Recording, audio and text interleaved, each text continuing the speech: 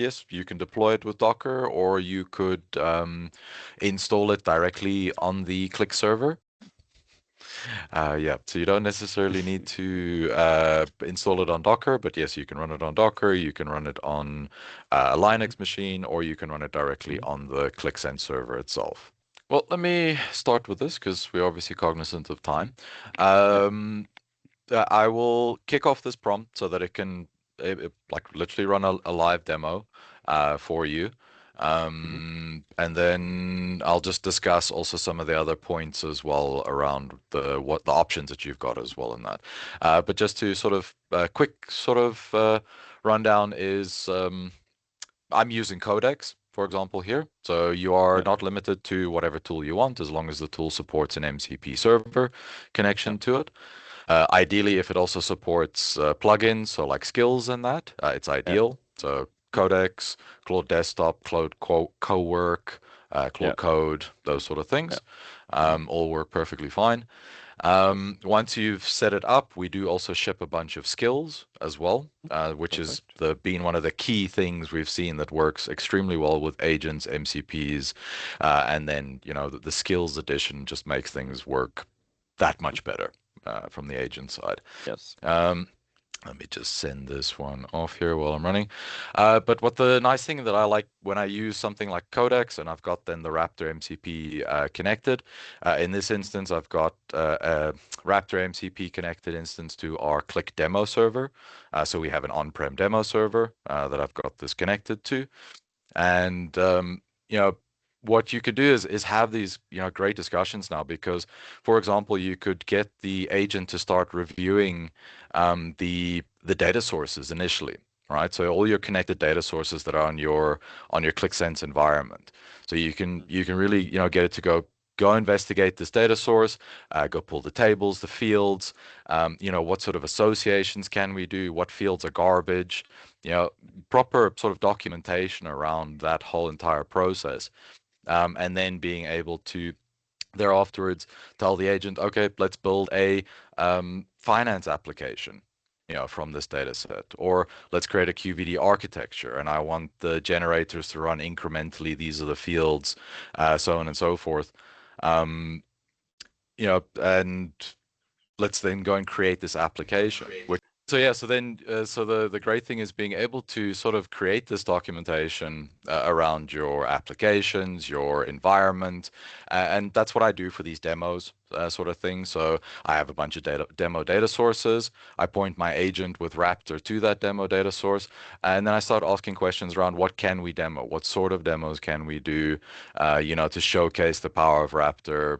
Those sort of things but it's a nice thing to also show because we're creating, QVD architectures from that data source and being able to review and see is this, um, good and correct, in terms of what we want in this application, what are the prompts that I can run during the demo process to have things be built in that.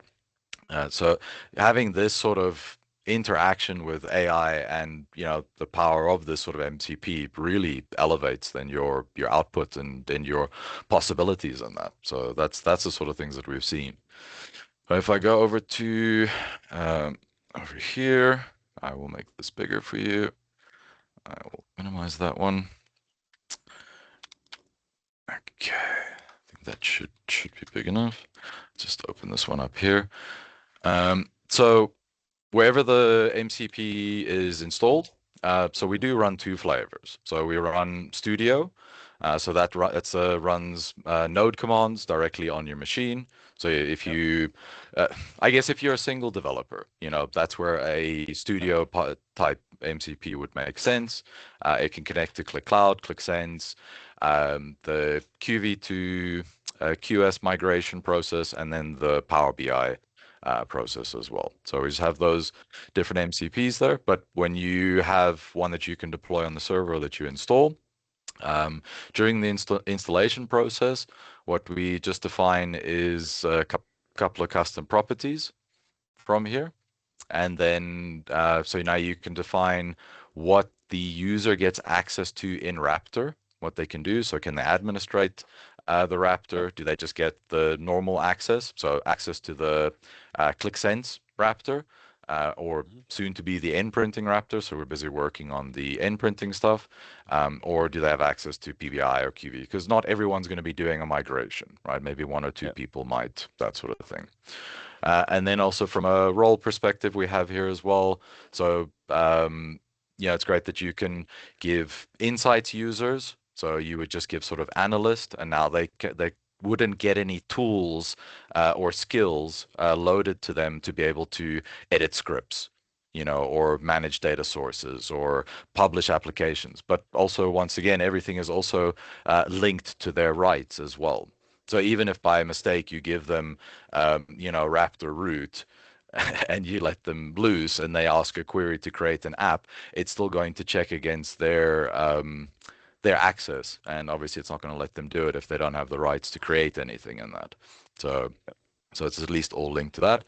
Once you define your user, um, then in the admin side, so what we give to the administrators is we give each of the MCPs that they can configure. So we've got the Qlik Cloud, Qlik Sense, QV migration, and then the PBI migration MCPs.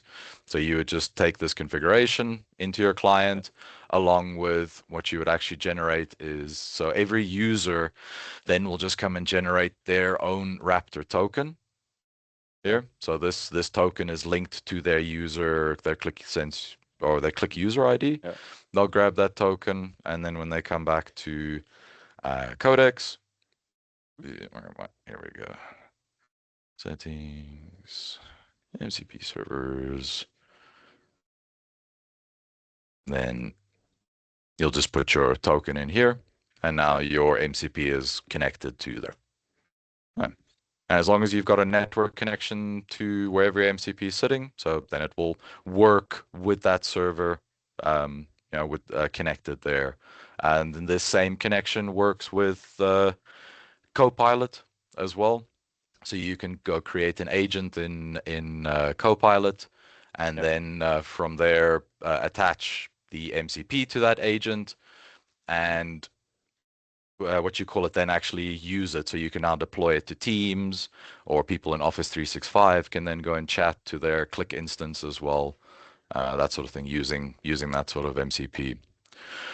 Um, so yep, nice. Got the app here. The nice thing is because I'm using something like Codex, I get the link as well, so I can just open up the browser here.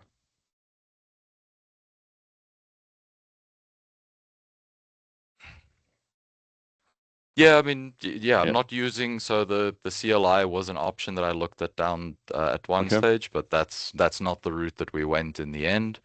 Okay. So it was just good old traditional MCP servers with a Mhm. whole bunch of tools, clever, properly built with the skills then included. Okay.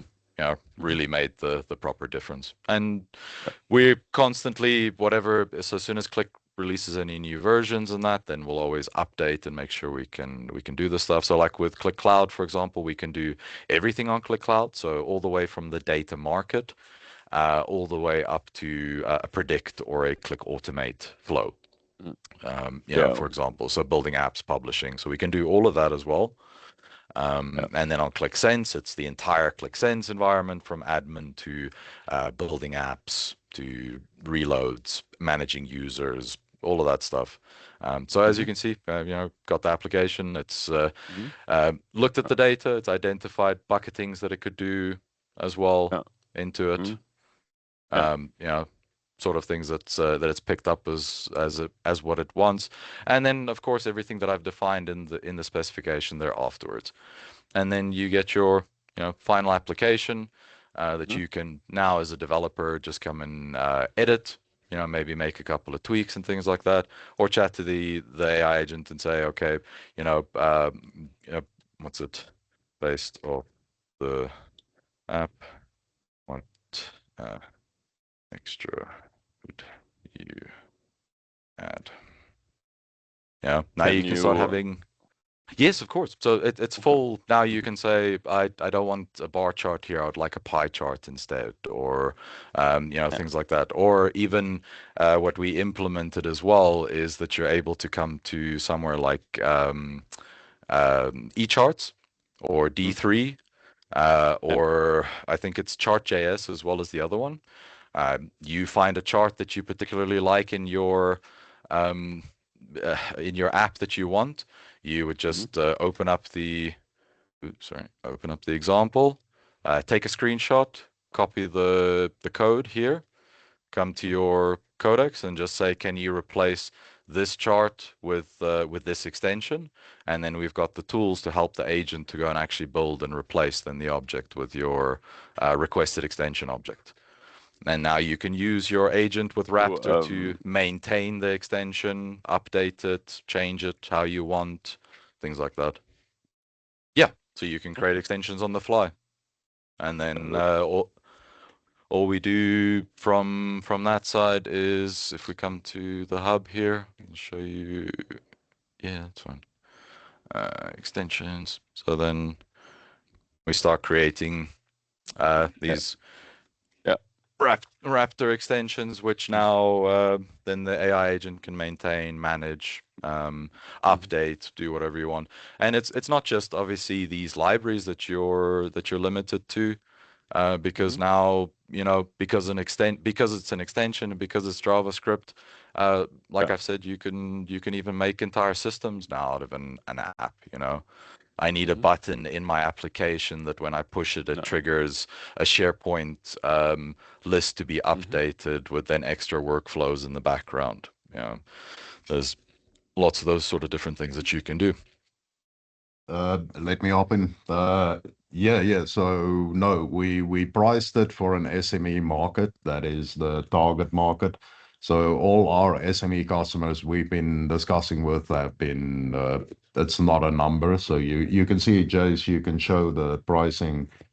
Yeah. So here you have the pricing per seat, and so we have the two the streaming server. So if you have Teams, then put that one in and buy per seat, and then we have migration. So it's the Raptor MCP license is for a year, and the migration licenses are per month. So you can subscribe, run them as projects as you engage with your customer. You can do a lot. We, like the Qlik View, Qlik Sense migration, we migrated 206 applications, 208 applications, I think, in 68 minutes.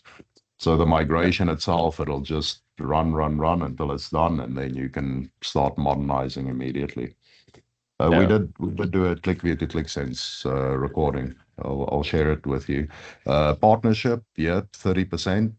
So our partner site will be, on the wrapper. It's almost ready. It'll be probably today, so it'll be there. Yeah. So you can log your leads and everything over here, and we'll calculate and absolutely. We'll do it for sure. On the Qlik View to Qlik Sense migration, we took as a POC. We worked with one of our customers, and they had they gave us their worst application. It's finance. It's it's a different language. It's Afrikaans, etc. And hundreds of buttons and hiding, showing, exporting PDF, exporting to Excel, etc. in Qlik View. So yes, the CLI does the work really well, but it doesn't do that back end, where you're going to sit for days. And we did the migration in a day and a half. It was super complex. We did it in a day and a half with Raptor. If we did it 2 weeks ago, it would have taken us 12 to 15 days. So it saves a ton of time. From a delivery and throughput point of view, it's enormous. No, it works completely in their domain. We don't access it. It's running within their firewalls. And the only thing that's on our side is we just check the license. That's all. Just like a Qlik would as well. Yeah, we're talking to all the extension partners as well. So we'll be integrating to their MCPs. Yeah, I just wanted to since you mentioned the word skills, so just to show, so like with the Codex one, when you install it, but doesn't matter wherever it's installed. So these are all the sort of skills that we ship with on the product, and we'll keep adding to them. So yeah. And then of course, because it's installed on yours or your environment, then you can add to them or you can adjust them to fit your needs, how it might need to work on your app, that sort of thing. But we have these pre-built here. We give 50% discount on the licenses for partners. Yeah, so you can use it. You can it's a not for resale, but you can use it for your consulting, your throughput, all of that, your workshops, etc. Delivery. Yeah. Yeah.